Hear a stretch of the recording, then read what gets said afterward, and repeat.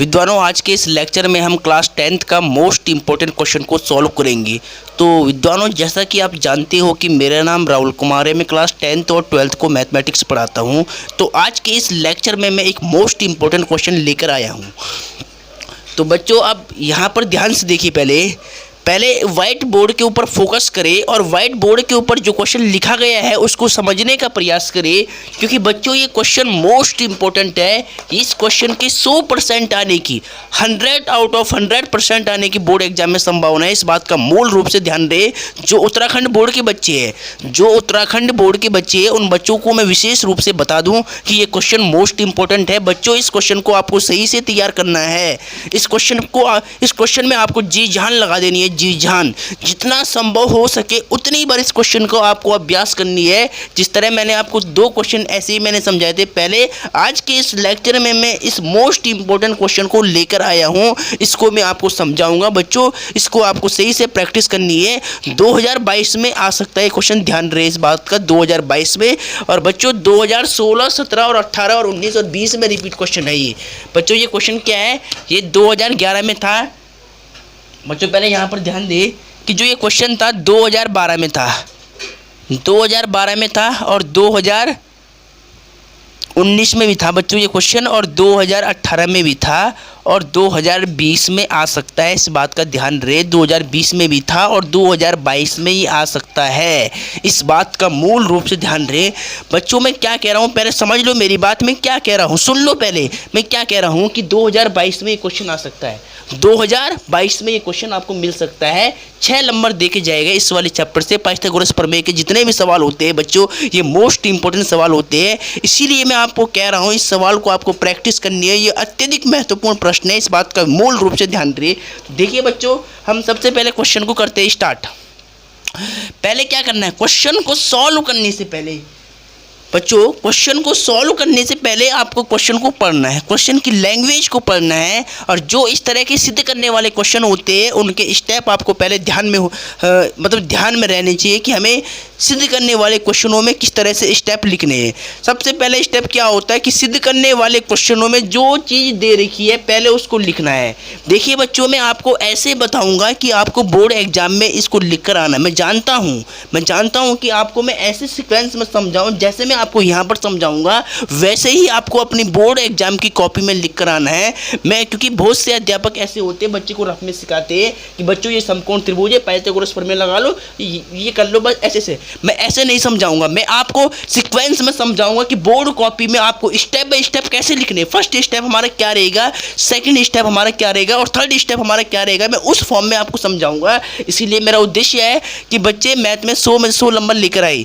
ठीक है, तो देखिए बच्चों, सबसे पहले क्या स्टेप होता है सिद्ध करने वाले क्वेश्चनों का। जो वैल्यू क्वेश्चन में दे रखी होती है सबसे पहले हम उस वैल्यू को लिखते हैं। उसके बाद जो सिद्ध करना होता है उसको लिखते हैं और उसके बाद उपपत्ति लिखते हैं। उपपत्ति का मतलब होता है प्रूफ, मतलब हम किस चीज़ का सत्यापन कर रहे हैं, यानी सत्यापन देना।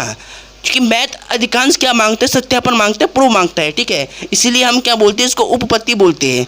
तो ठीक है बच्चों, अब हम अपने क्वेश्चन को स्टार्ट करते हैं। तो बच्चों, अब यहाँ पर ध्यान से देखिए आप, ये इस तरह के क्वेश्चन बच्चों मोस्ट इंपॉर्टेंट होते हैं। इस बात का आपको मूल रूप से ध्यान रखना है। ये क्वेश्चन अक्सर आपके बोर्ड एग्जाम में आते रहते हैं। तो देखिए बच्चों, यहाँ पर ध्यान से देखिए पहले आप। ठीक है, आप पहले बोर्ड पर जो क्वेश्चन मैंने लिखा है इस क्वेश्चन को अपनी कॉपी में नोट करें। ठीक है, अब देखिए बच्चों, इस क्वेश्चन को सबसे पहले आपको नोट करना है। इस क्वेश्चन को आपको अपनी कॉपी में नोट करना है। और ये क्वेश्चन आपको इस क्वेश्चन के साथ में इसका चित्र भी आएगा बोर्ड एग्जाम में। बोर्ड एग्जाम 2022 में जो आपकी 4 अप्रैल को होने वाली परीक्षा है बोर्ड एग्जाम की मैथ का पेपर क्लास 10th का, उसमें ये इसकी फिगर भी बनी हुई आएगी, इसका डायग्राम भी बना हुआ आएगा। इस क्वेश्चन को पहले ध्यान से पढ़ लो। क्वेश्चन को 3-4 बार पढ़ना है। यदि अगर आपने क्वेश्चन नहीं पढ़ा तो आपसे गलती हो सकती है, आपको ये मालूम नहीं होगा कि हमने कौन से क्वेश्चन सीखा है। इसीलिए पहले इस क्वेश्चन को आपको 10 बार पढ़ना है, ध्यान से पढ़ना है कि कौन सी वैल्यू सिद्ध करनी है। तो देखिए बच्चों, सबसे पहले हम इसको स्टार्ट करेंगे। अब यहाँ पर ध्यान दीजिएगा। देखिए क्या दिया क्वेश्चन में, किसी त्रिभुज ए बी सी के शीर्ष ए से बी सी पर डाला गया लंब बी सी को बिंदु डी पर इस प्रकार प्रतिच्छेद करता है कि डी बी बराबर 3CD है। सिद्ध कीजिए कि 2AB का स्क्वायर इक्वल टू 2AC का स्क्वायर प्लस BC का स्क्वायर। देयरफॉर क्या कह रहा है, देखिए पहले चित्र तो देकर आएगा, लेकिन अगर बाई चांस अगर एग्जाम में चित्र नहीं आता है तो आपको मैं बनाना सिखाता हूँ आप में। पहले देखिए क्या कहता है, किसी त्रिभुज ए बी सी के शीर्ष, सबसे पहले आपको त्रिभुज ऐसे, अगर बाई चांस ये चित्र अगर बना हुआ ना आए तब आपको उस कंडीशन में आपको चित्र कैसे बनाना है वो आपको बता रहा हूँ मैं।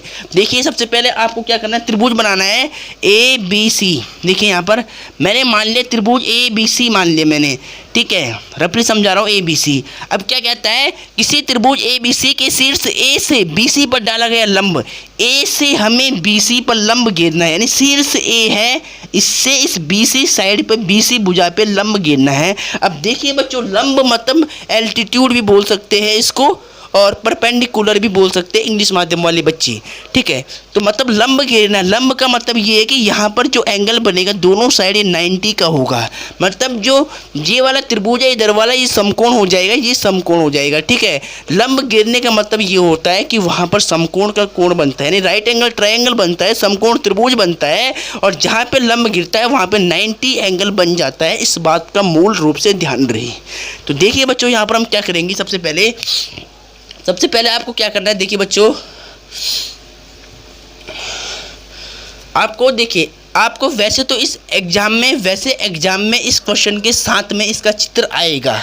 अगर बाई चांस नहीं आएगा तब मैंने आपको समझा लिया कि किस कंडीशन में आपको चित्र कैसे बनाना है, ठीक है। अब मैं इस क्वेश्चन को आपको सिद्ध करना समझाता हूँ, ठीक है। अब आपको बिल्कुल ध्यान से बोर्ड के ऊपर फोकस करना है, हर एक स्टेप को आपको बिल्कुल डीपली समझना है, ठीक है। तो देखिए बच्चों, हम कैसे इसको सॉल्व करेंगे स्टूडेंट। सबसे पहले आपको क्या लिखना होता है, पहला स्टेप क्या है हमारा सिद्ध करने का, कि दिया है। सबसे पहले आप यहाँ पे लिख सकते हैं सॉल्यूशन लिख सकते हैं, उसके बाद हल। जो हिंदी माध्यम वाले बच्चे हैं वो हल लिखे। देयरफॉर देखिए बच्चों, सबसे पहले आपको क्या लिखना है, मैं आपको बाई लैंग्वेज में पढ़ाऊंगा। बाई लैंग्वेज का मतलब ये हिंदी और इंग्लिश में भी बोलूँगा, ठीक है। मतलब जो हिंदी माध्यम वाले बच्चे हैं वो भी यहाँ से, जो इंग्लिश माध्यम वाले बच्चे हैं वो भी हमारे चैनल से सीख सकते हैं। इसीलिए मैं आपको 2 भाषाओं में पढ़ाऊँगा, यानी बाई लैंग्वेज में पढ़ाऊँगा, ठीक है। तो देखिए बच्चों, यहाँ पर हम क्या करेंगे, सबसे पहले मैं यहाँ पर लिखूँगा दिया है। जो क्वेश्चन में दे के रखिएगा पहले उस वैल्यू को लिखना है। ये रूल होता है, ये नंबर प्राप्त करने का स्टेप होता है। सबसे पहले ध्यान रहिए, दिया है को बच्चों इंग्लिश में क्या बोलेंगे, बाई लैंग्वेज में बता रहा हूँ मैं, गिवन। क्या बोलेंगे, गिवन। जो हिंदी माध्यम वाले बच्चे वो खाली हिंदी में लिखे दिया है, ठीक है, और बाकी वो इंग्लिश भी सीख सकते हैं। तो बच्चों यहाँ पे दिया है को क्या बोलेंगे, गिवन बोलेंगे इंग्लिश में। अब देखिए यहाँ पर सबसे पहले ध्यान से, त्रिभुज ए बी सी दिया हुआ है। त्रिभुज ये होता है त्रिभुज का सिंबल। त्रिभुज ए बी सी में देखो हमें क्या दिया है, त्रिभुज ए बी सी में कह रहा है कि शीर्ष ए से बी सी पर लंब डाला गया है ए डी, जो बी सी को डी पर प्रतिच्छेद करता है। तो देखिए बच्चों क्या है, ए डी लंब है। त्रिभुज ए बी सी में क्या है, ए डी लंब का मतलब परपेंडिकुलर या एल्टीट्यूड, ठीक है। ए डी लंब है बी सी पर, ठीक है, ए डी लंब है बी सी पर, ठीक है, बहुत बढ़िया। उसके बाद और क्या दिया है कि डी बी की वैल्यू क्या है, 3CD के बराबर है। तो आपको यहाँ पे क्या लिखना है, डी बी बराबर क्या दिया हुआ है, 3CD, ठीक है। अब देखिए बच्चों, सिद्ध क्या करना है, देखिए सिद्ध क्या करना है कि सिद्ध कीजिए कि 2AB का स्क्वायर इक्वल टू 2AC का स्क्वायर प्लस BC का स्क्वायर। उसके बाद दिया है के बाद जो स्टेप होता है आपका बच्चों वो होता है सिद्ध करना, ठीक है, सिद्ध करना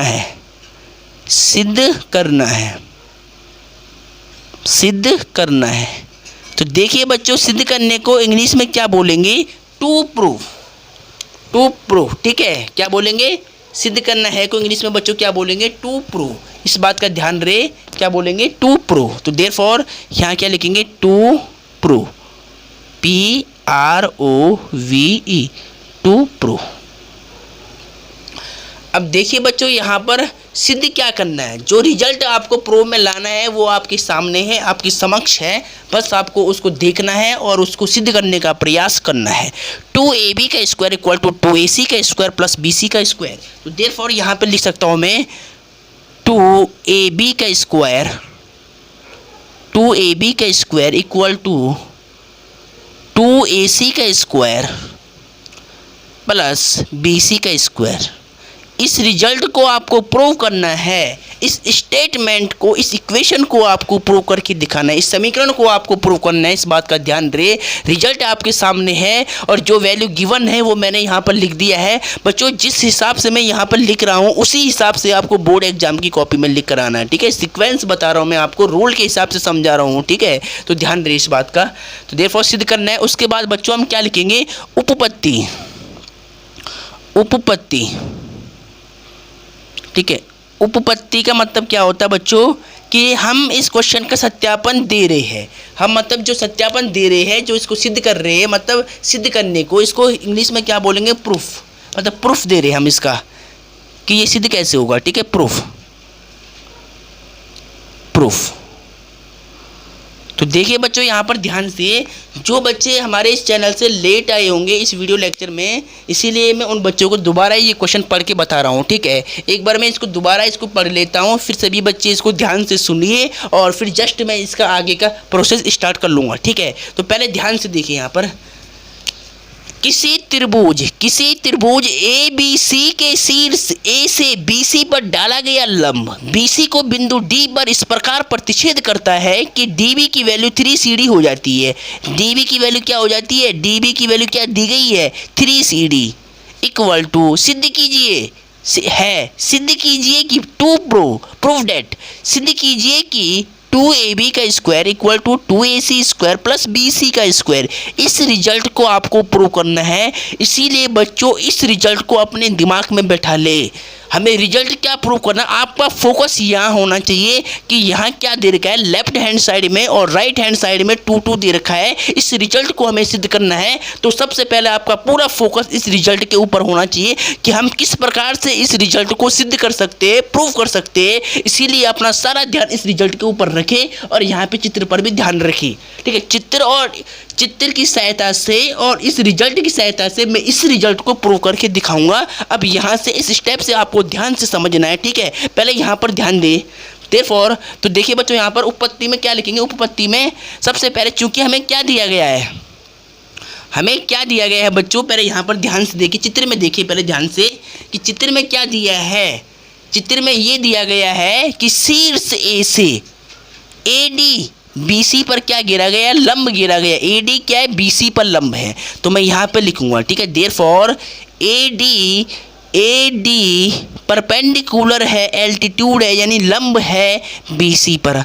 अब हम जानते हैं कि कोई रेखा यदि किसी रेखा पर लंब हो जाती है, इसका मतलब वहाँ पर राइट एंगल ट्रायंगल बनता है, यानी समकोण त्रिभुज बनता है, 90 डिग्री का कोण बनता है। इस बात का ध्यान रहेगी, आपने बेसिक कक्षाओं में सीखा होगा, क्लास 6, 7, 8 में आप सीख के आए होंगे, ठीक है। तो देखिए बच्चों यहाँ पर यदि AD BC पर लंब है, परपेंडिकुलर है, एल्टीट्यूड है, इसका मतलब क्या है कि जो D होगा इधर की साइड, जो त्रिभुज ADC है ये समकोण त्रिभुज हो जाएगा और त्रिभुज ADB क्या होगा, समकोण त्रिभुज, यानी ये दोनों समकोण त्रिभुज हो जाएंगे। अब बच्चों इस स्टेटमेंट को मैंने प्रूव कर दिया है कि यदि ये दोनों समकोण त्रिभुज है, इसका मतलब क्या होगा, हम जानते हैं कि समकोण त्रिभुज का जो मूल गुणधर्म है वो क्या होता है, पाइथागोरस प्रमेय होता है। तो कुल मिलाकर इस संबंध को, इस रिलेशन को मैं पाइथागोरस प्रमेय के सूत्र से सिद्ध करके दिखाऊंगा। अब आपके दिमाग में क्या आना चाहिए, पाइथागोरस थ्योरम आनी चाहिए, प्रमेय आनी चाहिए, ठीक है। तो उसकी हेल्प से उम्मीद है कि सभी बच्चों ने पढ़ा होगा 6, 7, 8 में। तो देखिए बच्चों यहाँ पर मैं इसको कैसे सिद्ध करूँगा। त्रिभुज, देखो आपको यहाँ पे लिखना, देयरफॉर त्रिभुज ADC में, त्रिभुज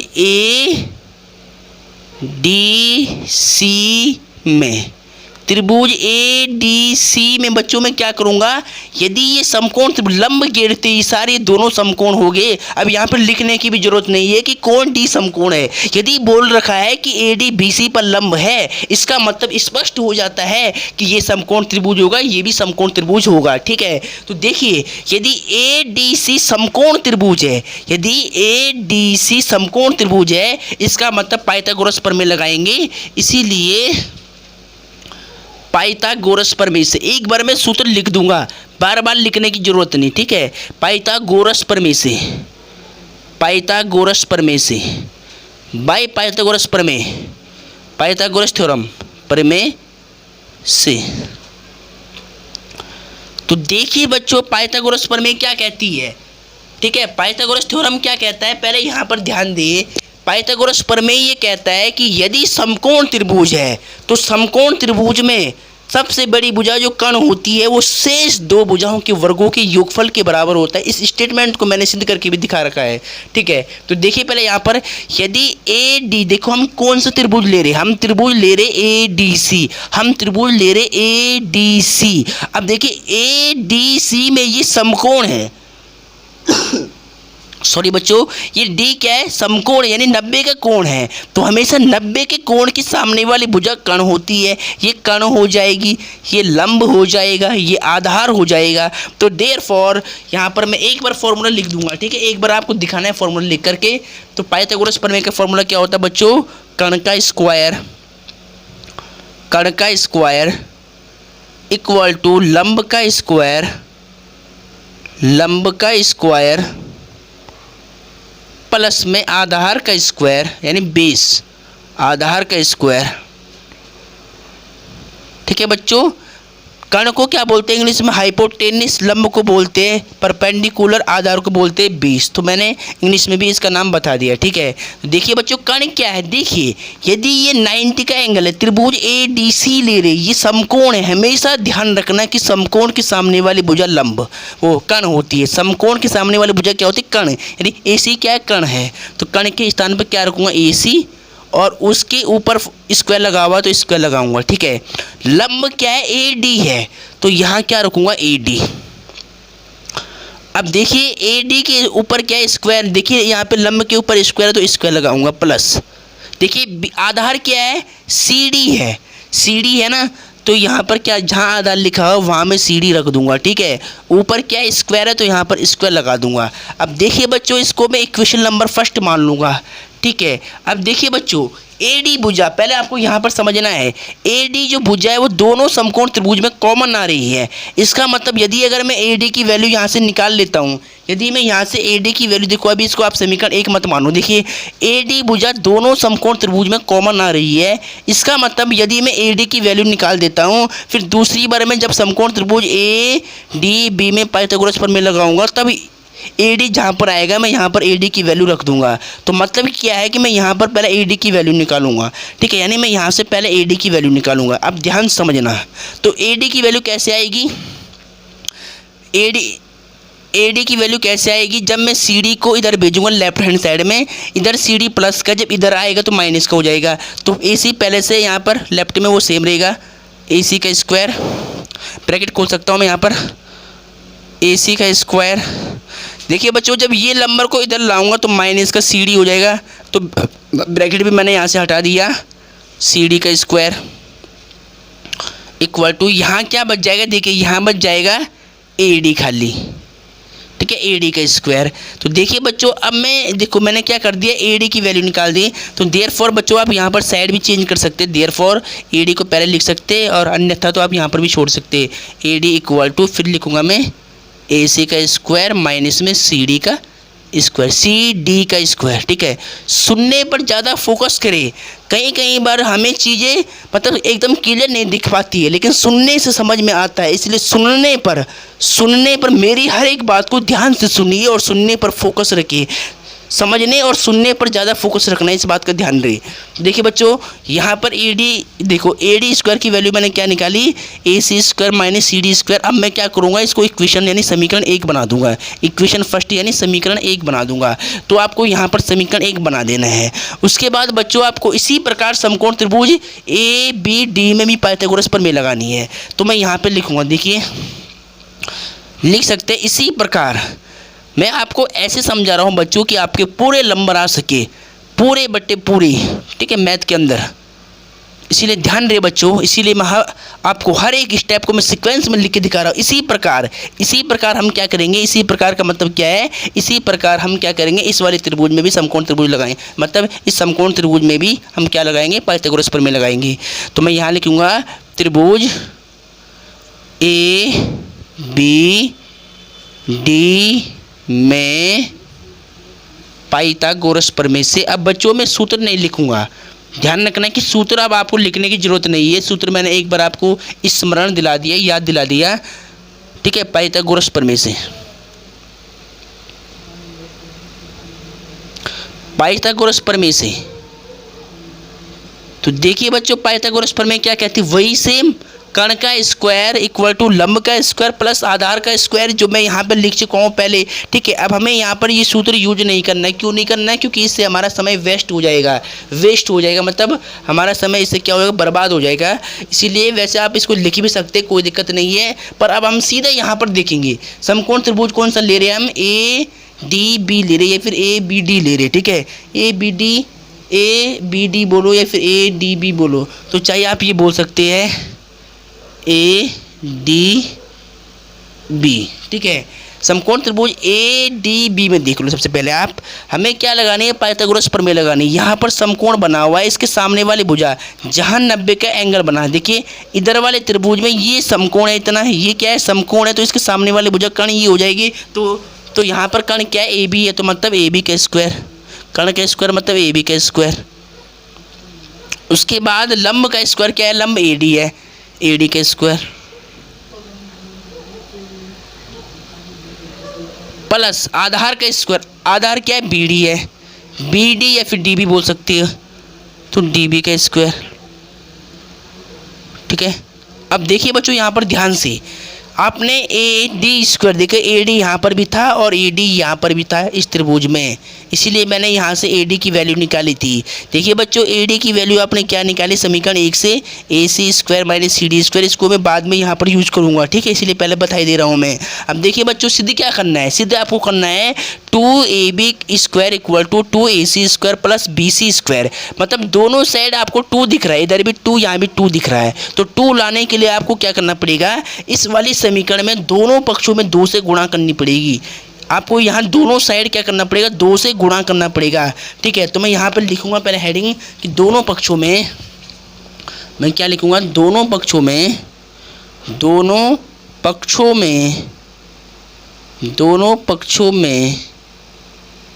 2 से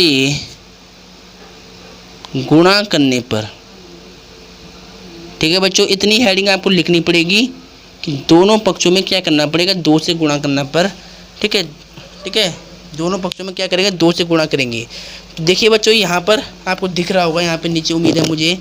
तो देखिए बच्चों, पहले यहाँ भी 2 से गुणा करेंगे, देखो दोनों पक्षों से दोनों में गुणा करनी है, दोनों में, यहाँ पर भी होगी, यहाँ पर भी, यहाँ पर भी, यानी जितने इस समीकरण के पद है सभी में क्या होगा, 2 से मल्टीप्लाई होगा। तो देयरफॉर यहाँ पर होगा 2ab का स्क्वायर इक्वल टू, यहाँ पर होगा तो 2ad का स्क्वायर प्लस यहाँ पर होगा तो 2db का स्क्वायर, 2db का स्क्वायर, ठीक है बच्चों। ये AD है, ठीक है, आपको दिख नहीं रहा होगा क्लियर, ये AD है, AD का स्क्वायर। तो अब बच्चों यहाँ पर ध्यान दें, यहाँ पर थोड़ी आपको दिख नहीं रहा होगा, इसीलिए मैं इसको अब यहाँ पर सॉल्व करूँगा। तो ठीक है, मैं यहाँ पर लाइन खींचता हूँ, आपको पहले यहाँ तक सही रूल में हल करना है, इसके बाद आपको यहाँ पर देखना है। तो देखिए बच्चों, यहाँ पर देयरफॉर लगा लो आप पहले, देयरफॉर का सिंबल देखिए यहाँ पर ध्यान से, 2 है, उसके बाद AB का स्क्वायर में इसको ऐसे लिख सकते हो ब्रैकेट हटा करके, देखो AB के ऊपर क्या है, स्क्वायर है, तो इसको मैं इस रूप में भी लिख सकता हूँ 2AB का स्क्वायर, ठीक है। तो यहाँ तो क्लियर हो गया, इक्वल टू देखिए बच्चों लेफ्ट हैंड साइड तो हमारे पास आ गई, देखो 2ab का स्क्वायर। अब बस इसको सिद्ध करना बाकी है राइट को। तो देखिए 2ad का स्क्वायर, देखिए बच्चों 2 तो आपको सेम रखना है, खाली यहाँ पर देखो ad स्क्वायर की वैल्यू आपने निकाली है समीकरण 1 में। देखिए ad स्क्वायर की वैल्यू आपने क्या निकाली, ac square minus cd square. तो इस ad स्क्वायर के स्थान पर आपको क्या रखना पड़ेगा, ac square minus cd square. ठीक है, देखिए बच्चों ब्रैकेट, आप यहाँ पर ब्रैकेट लगा लो पहले, और उसके बाद ब्रैकेट में आपको यहाँ पर जो ad स्क्वायर है इसकी वैल्यू आपको समीकरण 1 से रखनी है, ac square minus cd square. तो मैं यहाँ पर क्या रखूँगा, ac स्क्वायर माइनस में cd स्क्वायर। ठीक है, उसके बाद बच्चों यहाँ क्या बचा, प्लस आपको सेम रखना है 2। और देखिए db की वैल्यू भी दे रखी है बच्चों, db की वैल्यू आपको देखो यहाँ पे क्वेश्चन में पहले से दे रखा है, db की वैल्यू क्या दे रखी है, 3cd। तो इस db के स्थान पर भी आपको क्या रखना है, 3cd रखना है, 3cd। ठीक है बच्चों, इस क्वेश्चन में देखिए बच्चों AD के स्थान पर मैंने समीकरण 1 से क्या रखा है, AC square minus CD square. और DB के स्थान पर देखिए DB की वैल्यू क्वेश्चन ने दे रखी थी कि DB की वैल्यू क्या है, 3CD है। तो मैंने यहाँ पर DB के स्थान पर क्या रखा, 3CD रखा, और ऊपर स्क्वायर लगा हुआ था तो ऊपर मैंने स्क्वायर लगा लिया। ठीक है, अब बच्चों इसको आपको सॉल्व करना है। यहाँ से आपने मान लिखा, आपने यहाँ से मान रखा तो आप ब्रैकेट में लिख सकते हैं, यहाँ पर ब्रैकेट में लिख देना समीकरण 1 से। ठीक है बच्चों, समीकरण 1 से लिख देना आप, समीकरण 1 से। देखिए बच्चों आपने समीकरण 1 से ये मान रखा है। ठीक है, आपने समीकरण 1 से यहाँ पर AD स्क्वायर का मान रखा है आपने समीकरण 1 से, तो मैंने वहाँ पर क्या लिखा, समीकरण 1 से। ठीक है, अब देखिए बच्चों यहाँ पर ध्यान से, देयरफॉर 2ab स्क्वायर सेम रखना है इधर की साइड का, इस 2 का आपको मल्टीप्लाई करना है ब्रैकेट में, तो क्या हो जाएगा 2ac स्क्वायर प्लस, ठीक है प्लस नहीं माइनस है बीच में, 2ac स्क्वायर, फिर बीच में माइनस है, माइनस लगा लो, 2 का cd में होगा तो 2cd का स्क्वायर, 2cd का स्क्वायर। ठीक है, इतना हो जाएगा प्लस, यहाँ पर देखिए बच्चों 2 आपको सेम रखना है मल्टीप्लाई में। अब देखिए बच्चों 3 और cd और इसके बाहर होल स्क्वायर है, मतलब इसके बाहर स्क्वायर, इसका मतलब 3 का भी स्क्वायर होगा और cd का भी स्क्वायर होगा। तो देखिए बच्चों 3 का स्क्वायर क्या होगा, 9, और cd का स्क्वायर क्या होगा, cd स्क्वायर, cd स्क्वायर। ठीक है, देखो बच्चों यहाँ पे 3 का स्क्वायर, देखो स्क्वायर क्या है, इस ब्रैकेट के अंदर 2 नंबर 3 और cd है, तो 3 का स्क्वायर 9 हो जाएगा, cd का स्क्वायर cd स्क्वायर हो जाएगा। ठीक है, तो आप इस बात का ध्यान रहे मूल रूप से कि 3 का स्क्वायर 9 और cd का क्या होगा, cd स्क्वायर। अब देखिए बच्चों यहाँ पर ध्यान से, देयरफॉर 2ab स्क्वायर आपको सेम रखना है। यहाँ पर ध्यान दे, पहले तो आप 2ac स्क्वायर को सेम लिखो, 2ac स्क्वायर माइनस में 2cd स्क्वायर प्लस, देखिए बच्चों 2 नहीं 18 होगा, इसका मल्टीप्लाई करेंगे 2 9 जो 18 होगा, और फिर cd स्क्वायर है तो यहाँ पर मैं cd स्क्वायर लिख सकता हूँ ऐसे, cd स्क्वायर। ठीक है, अब देखिए बच्चों यहाँ पर देखो, यहाँ पर भी cd स्क्वायर हो रहा है, यहाँ पर भी cd स्क्वायर हो रहा है, यहाँ पर प्लस यहाँ पर माइनस, तो प्लस माइनस क्या होगा, माइनस होगा, 18 में से जाएगा, 18 cd स्क्वायर में से जाएगा 2cd स्क्वायर, यानी 2cd स्क्वायर जाएगा तो कितना बचेगा, प्लस का 16 cd स्क्वायर यानी 16 cd स्क्वायर। तो देयरफॉर बच्चों यहाँ पर क्या बचेगा, देयरफॉर यहाँ पर क्या है 2ab स्क्वायर मैंने सेम रख दिया इक्वल टू, यहाँ पर ध्यान से देखिए 2ac स्क्वायर को तो मैं सेम रखूँगा, 2ac स्क्वायर, बस आपको यहाँ पर देखना प्लस माइनस माइनस होगा, 18 cd स्क्वायर में से जाएगा 2cd स्क्वायर, तो कितना बचेगा, प्लस का नंबर बड़ा है, प्लस का 16 cd स्क्वायर। ठीक है, यहाँ पर ध्यान दें इस बात का। अब देखिए बच्चों आप इस 16 cd यानी 16 cd स्क्वायर को आप क्या लिख सकते हैं, आप इस 16 cd स्क्वायर को आप क्या लिख सकते हैं, पहले यहाँ पर ध्यान दें, 2ab स्क्वायर आपको सेम रखना है इक्वल टू, देखिए 2ac स्क्वायर बच्चों मैंने सेम रख दिया, प्लस इस 16 यानी 16 cd स्क्वायर को मैं क्या लिख सकता हूँ, 4cd का स्क्वायर। देखिए बच्चों 4cd का स्क्वायर लिख सकता हूँ, नहीं, मैंने जो यहाँ पे 16 cd स्क्वायर यानी 16 cd स्क्वायर है, इसको मैंने क्या लिखा, 4cd का स्क्वायर। देखिए यदि अगर मैं इस ब्रैकेट को ओपन करूँगा तब मुझे यही नंबर मिल जाएगा, कैसे, 4 का स्क्वायर 16 हो जाएगा, cd का स्क्वायर cd स्क्वायर हो जाएगा। ठीक है, तो मतलब 16 cd स्क्वायर को मैं क्या लिख सकता हूँ, 4 × cd का होल स्क्वायर। ठीक है, जब मैं स्क्वायर खोलूँगा फिर मुझे यही नंबर मिल जाएगा, 4 का स्क्वायर 16, cd का cd स्क्वायर। ठीक है, अब देखिए बच्चों यहाँ पर ध्यान से, देयरफॉर आपको यहाँ पर क्या लिखना है, 2ab का स्क्वायर इक्वल टू, यहाँ पर ध्यान दे 2ac स्क्वायर को सेम लिख लो प्लस, देखिए बच्चों इस 4cd को मैं ब्रेक कर दूंगा। देखिए इस 4cd को मुझे यहाँ पे तोड़ना पड़ेगा पहला, तो पहले यहाँ पे ध्यान रहे कैसे। देखो बच्चों मैं यहाँ पे क्या लिख सकता हूँ, cd 4cd को मैं क्या लिख सकता हूँ, cd प्लस में 3cd, cd प्लस में क्या लिख सकता हूँ मैं 3cd लिख सकता हूँ नहीं। देखिए बच्चों और ऊपर स्क्वायर है तो यहाँ लग दूंगा मैं स्क्वायर। देखिए बच्चों इस 4cd को मैंने क्या लिख दिया है, इस 4cd को मैंने लिखा है cd प्लस में 3cd। जब मैं इसको ऐड करूँगा 3cd में जोड़ूंगा 1cd तो यहाँ पर 4cd हो जाएगा, ठीक है। इसलिए मैं 4cd को क्या लिख सकता हूँ, cd प्लस 3cd, ठीक है। अब देखिए यहाँ पर ध्यान दीजिएगा, पहले आपको यहाँ पर बिल्कुल ध्यान से देखना है बच्चों। अब यहाँ पर आपको ध्यान से देखना है, ठीक है, आपको बिल्कुल ध्यान से देखना। देयरफॉर 2ab स्क्वायर, देखिए 2ab स्क्वायर सेम है।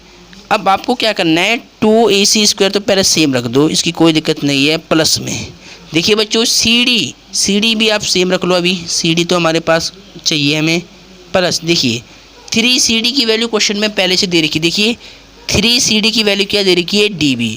तो आप यहाँ ब्रैकेट में दिखा सकते हैं पहले इनको एग्जामिनर को कि 3cd किसके बराबर है, db के बराबर है। क्वेश्चन वाले ने पहले हमें दे रखा है, इसीलिए इसने इसको दे रखा है कि जो 3cd की वैल्यू है वो db के बराबर है। अब यहाँ पर मुझे 3cd मिल रहा है, इसका मतलब 3cd के स्थान पर मैं क्या रख दूंगा, db रख दूंगा। तो यहाँ पर मैं क्या रखूँगा, db रखूँगा, ठीक है। यहाँ मैंने क्या रख दिया, db रख दिया, ठीक है बच्चों, db रख दिया।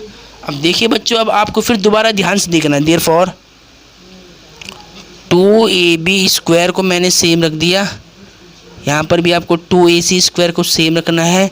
लगभग ये वाला तो सिद्ध हो चुका है, इतना बस इसको सिद्ध करना बाकी है। अब देखिए बच्चों cd, अब आपको यहाँ पर ध्यान देना है, cd और db यही तो है, cd और db किससे मिलकर बना है, bc से मिलकर बना है। देखिए बच्चों यहाँ पर cd है और प्लस में db है। अब बच्चों आपको चित्र में ध्यान देना, देखिए पहले यहाँ पर cd है, बीच में प्लस है, db है, यानी cd में यदि मैं db जोड़ूंगा तो मुझे bc मिलेगा, यानी bc भुजा किसके योगफल के बराबर है, यदि मैं cd में db जोड़ूंगा तो मुझे bc मिलेगा। तो देयरफॉर ब्रैकेट में आप यहाँ पर दिखा सकते हैं एग्जामिनर को, चूँकि जो cd है cd plus db, cd plus db किसके योग के बराबर है, cd और db किसके योग के बराबर, bc। जब मैं cd में db जोड़ूंगा तो मुझे bc मिलेगा, यानी इस bc की वैल्यू क्या है, cd प्लस db है। तो ये वैल्यू क्या है, cd प्लस db किसकी वैल्यू है, bc की वैल्यू है। तो बच्चों आपको देखो cd और db के स्थान पर क्या रखना पड़ेगा, cd प्लस db के स्थान पर cd प्लस db के स्थान पर आपको bc रखना पड़ेगा। तो देयरफॉर मैं यहाँ क्या रख दूंगा, इस ब्रैकेट के अंदर इस पूरे की वैल्यू, ऊपर देखो बच्चों स्क्वायर था तो यहाँ पर भी स्क्वायर आएगा, तो इसकी वैल्यू bc रख दूंगा मैं।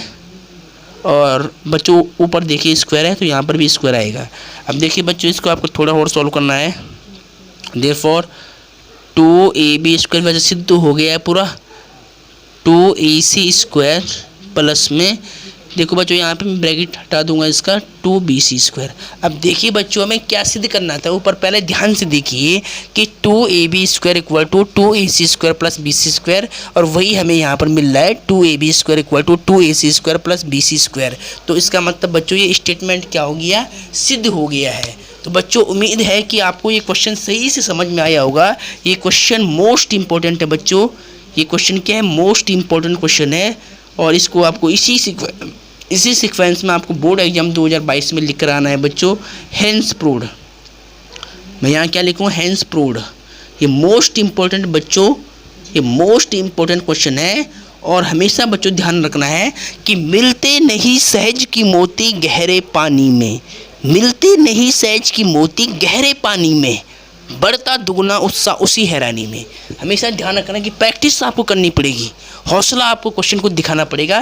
बाकी क्वेश्चन कोई भी चीज़ कठिन नहीं होती बच्चों, कोई भी चीज़ हार्ड नहीं होती है, सभी चीज़ें आसान होती है यदि अगर आपने इसको सही से प्रैक्टिस करा है और इसको सही से समझा है। अगर बच्चे आप इस क्वेश्चन को इसी रूप में बोर्ड एग्जाम में लिख कर आते हैं तो आपके 6 मार्क्स आ सकते हैं। 6 मार्क्स का ये क्वेश्चन है बच्चों, 6 मार्क्स का ये क्वेश्चन है और 6 नंबर आएंगे, आपकी इस बात का ध्यान रहे। और बच्चों ये एकदम रिपीटेड क्वेश्चन है 10 सालों से, ठीक है, 2009 से लगातार ये 10 बार रिपीट हो चुका है, इस बात का ध्यान रहे। Board exam, pre board exam, पता नहीं कहाँ कहाँ पर रिपीट क्वेश्चन है, इसलिए बच्चों इस क्वेश्चन को आपको सही से तैयार करना है, ठीक है। तो बच्चों यदि आपको इस क्वेश्चन में कहीं पर किसी भी प्रकार की कोई दिक्कत आई है तो आप मुझे कमेंट बॉक्स में कमेंट कर देना, ठीक है। फिर मैं अगले लेक्चर में आपको उस क्वेश्चन को सही से समझा, मतलब जहाँ पर आपकी दिक्कत आएगी आपको उस दिक्कत को मुझे कमेंट बॉक्स में लिखनी है, फिर मैं आपकी उस दिक्कत का समाधान बताऊंगा, ठीक है। तो बच्चों आज के इस लेक्चर में इतना बहुत है। तो बच्चों उम्मीद है कि यदि अगर आपने इस क्वेश्चन को सही से किया है नोट,